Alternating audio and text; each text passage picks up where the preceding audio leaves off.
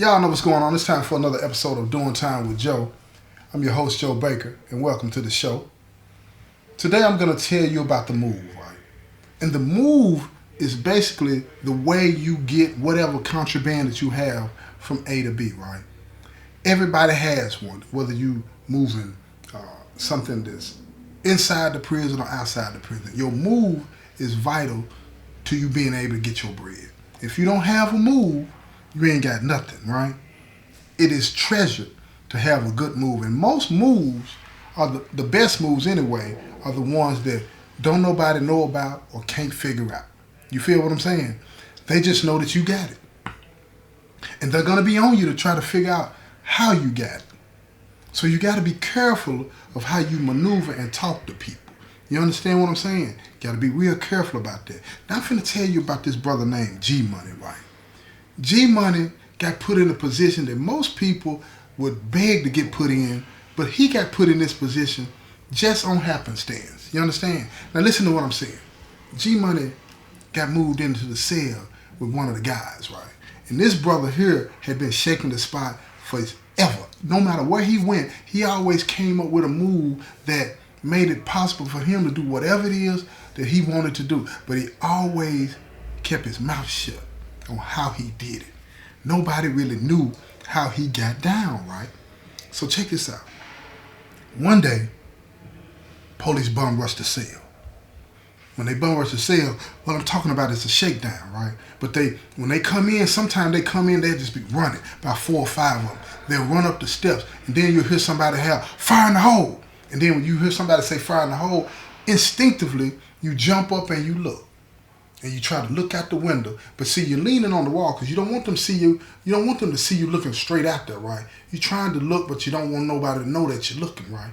But you hear the footsteps coming. And you don't know which direction they're coming from. But you heard the fire in the hole, so you got to look. And at the same time that you're looking, you're trying to put up whatever it is that you got. It's almost like a panic move, right? And most people don't rehearse that. They don't rehearse that. Even the most seasoned vets in the penitentiary don't rehearse that. And this is what happens. The element of surprise, it gets you every time.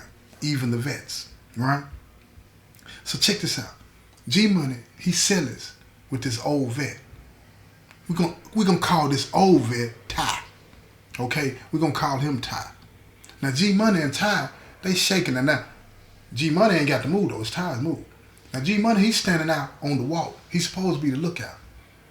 He's supposed to be the lookout. And he the one to holler out fire in the hole. But he don't move because that's part of the move. You still got to holler it out, but don't you move because you don't want them to watch and see which way you go, because when they usually come in like that, this is what they doing. Let me tell you what they doing. They'll have the crew to run in, right? It'll be about 4 or 5 of them. But they'll have somebody back wherever they're at looking at a camera to watch and see who runs where. They're trying to peep the move. Who are they running to? Who are they trying to protect? Who are they looking out for, right? So G Money, knowing this, because he's been schooled by Ty, you just yell fire in the hole and don't move.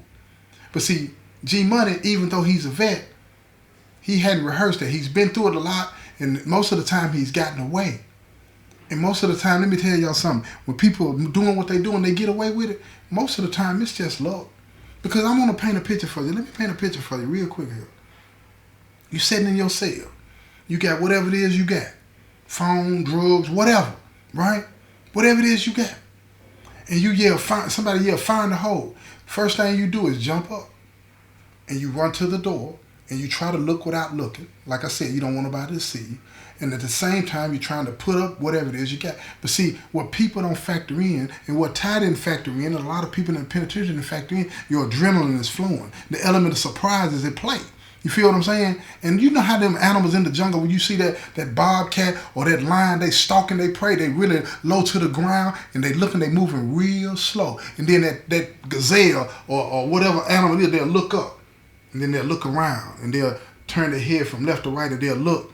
And then you'll see their nose sniffing the air trying to catch a scent, but they don't get it, right? Because the animal is not downwind, so they can't smell it. They're coming from the other side. So then they lean back down and they eat some more grass, right? And then all of a sudden you see that lion that's creeping. through the fall, stalking its prey. You feel what I'm saying? And it's getting closer and closer and closer. And as it gets closer, it's getting ready to pounce. You see the hind legs getting ready because it's getting ready to jump. That's how they are when they come into the unit. When they get at that front door and they run in real fast, that element of surprise is what gets them. So when that lion jumps up, that element of surprise, it frightens that deer or that gazelle, right? And this is what they always do. They'll head one way and then they'll head back the other because they're confused. Which way is he coming from? Which way? What's going on? And they run right into him most of the time, and then they bite him on the neck. And that's kind of how the shakedown crew is. That element of surprise, it makes everybody jump up, right? And if they don't come towards you, you get away. And you think, falsely, we have all done it, falsely believe, oh, I'm straight. They yell, find the hole, I just get up and look. But what happens if you the prey? What happens if you the one that they after that day? You understand? See, a lot of people miscalculate that. And this particular day, Ty is the prey. The veteran that he is in the game, today, he's the prey. So when they come up the steps, G-Money holler out, find the hole, Ty on the door, he looking, but he ain't looking, and he trying to put the pack up. You understand what I'm saying? But they on the door too fast. G-Money can't do nothing. He just stands up, and then he does what everybody does. He quietly walks away. And then when he walks away, it's like everybody's locked in. Everybody's looking at the cell. And then the officer, the lead officer, he'll take the door. He'll open the door all the way up. I mean, all the way up. And he'll tell you to stop what you're doing. Don't move. And sometimes people stop. Sometimes they don't. But if you don't stop, they all going to rush in and grab you. Right? And if you do stop, then they'll say, what you got in your hand? They get you every time like that. So when they said, give me what you got in your hand, Ty looked at him. He looked at him and he's like, right then and there, he's got to calculate in his mind, what am I going to do? Am I going to fight? Or am I going to submit to whatever it is he's telling me to do? And in that moment, you got to make a quick decision. Because if you fight, they rushing you. They're going to get what they're going to get anyway, and then you're going to get charged with assault on an officer. Now listen to me. You're going to get charged with assault on an officer because they got to subdue you, and while they're subduing you, the fight is going to happen. You're struggling to get away, and them struggling to get away, they're going to take that and say that you assaulted them. And it's going to stick. It's going to stick. So now on top of being caught with some kind of contraband, whether it be a phone, weed, or whatever the case may be, you're going to have assault on an officer. And if it's 5 of them, that's 5 assaults.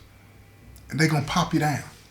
So in that moment, he decides to give it to him.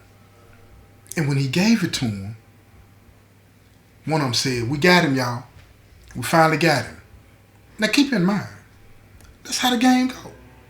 Cops and robbers. Cat and mouse. Gazelle, tiger.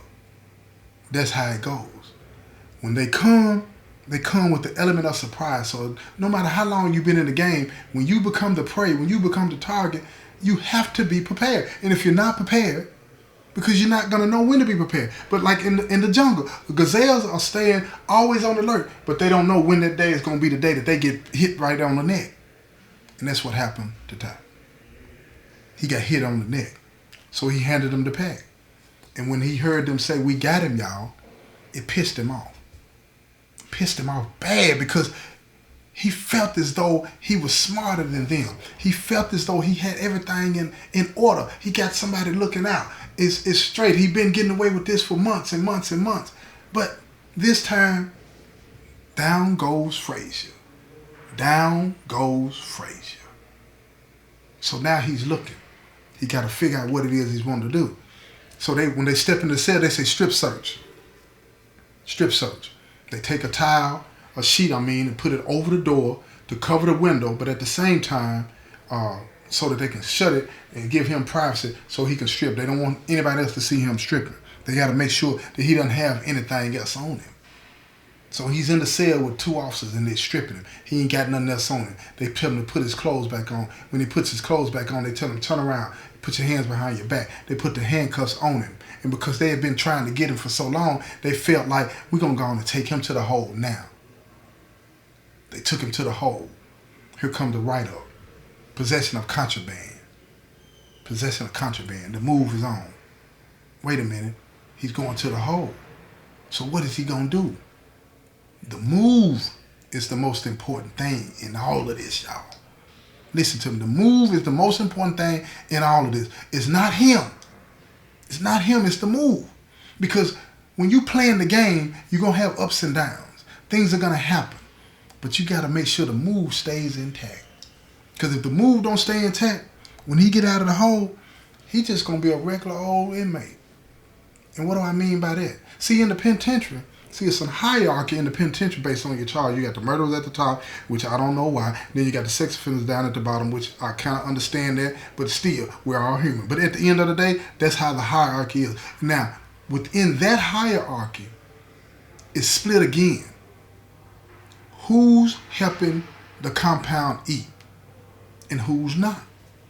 The individuals that help the compound eat, meaning keeping the economy moving, penitentiary economy, they get placed higher in that hierarchy.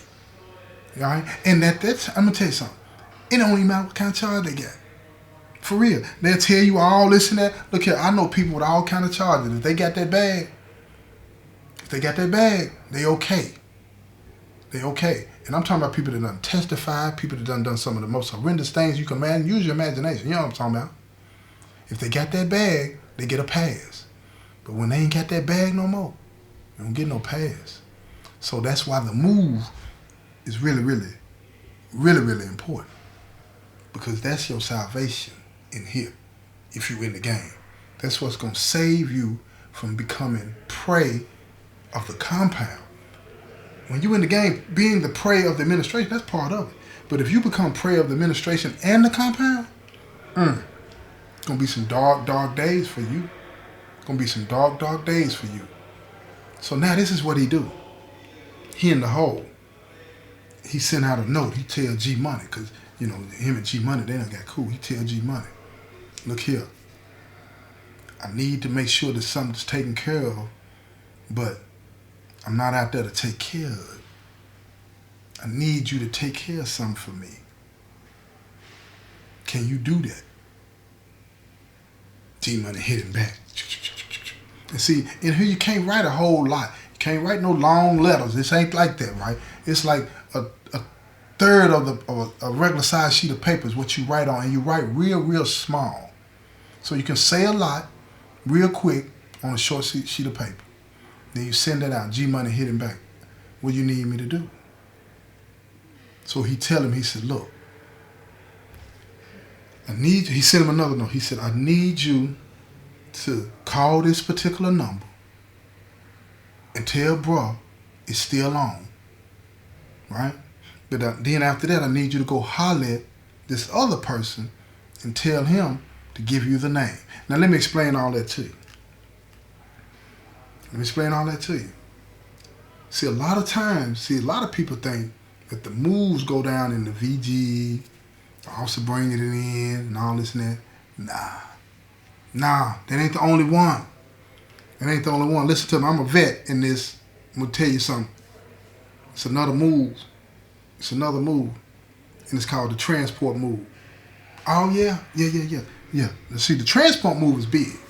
Transport move, and let me tell you how it works. This is how it works.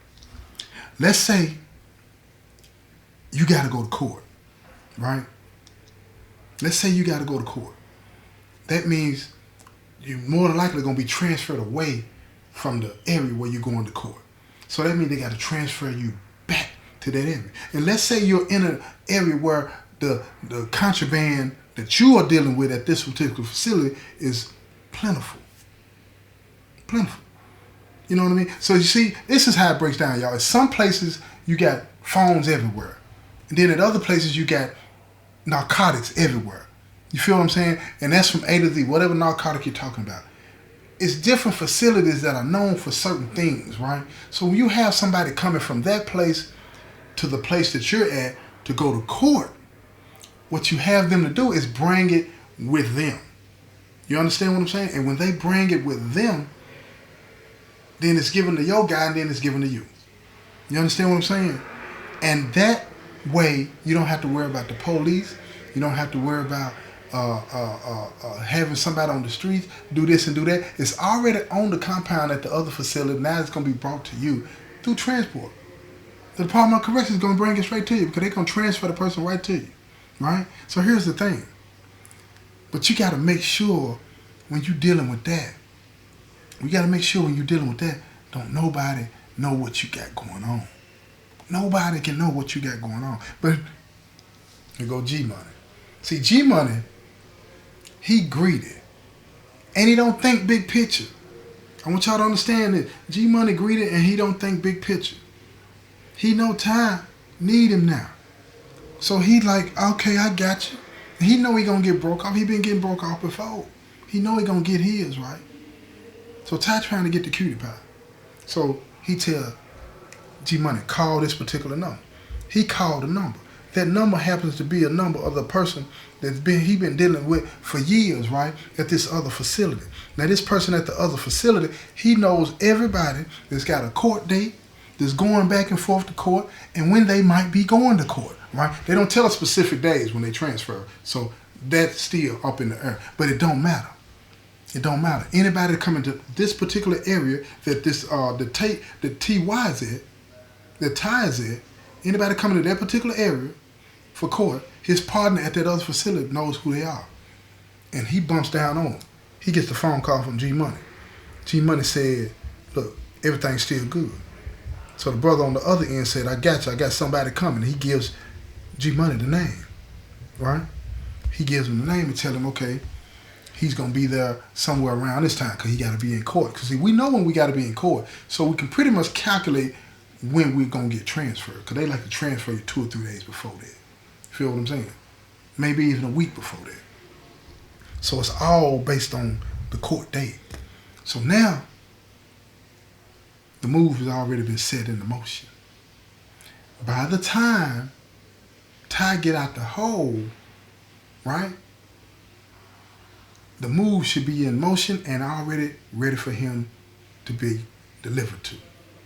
He don't need G-Money to take care of none of that. He don't need him to take care of none of that. But hold up. Check this out. They go in the back. Because see, they've been watching G-Money. They see him making moves and they see these notes transferring back and forth. And truth be told, they done intercepted one of the notes, right?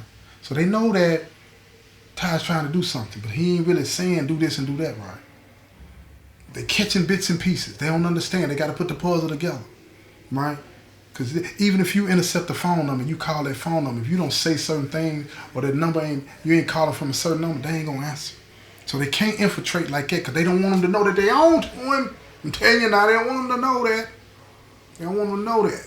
But they see something else. So what they do, let me tell you something about the administration before I go further. See, the administration, they know the people that they're dealing with.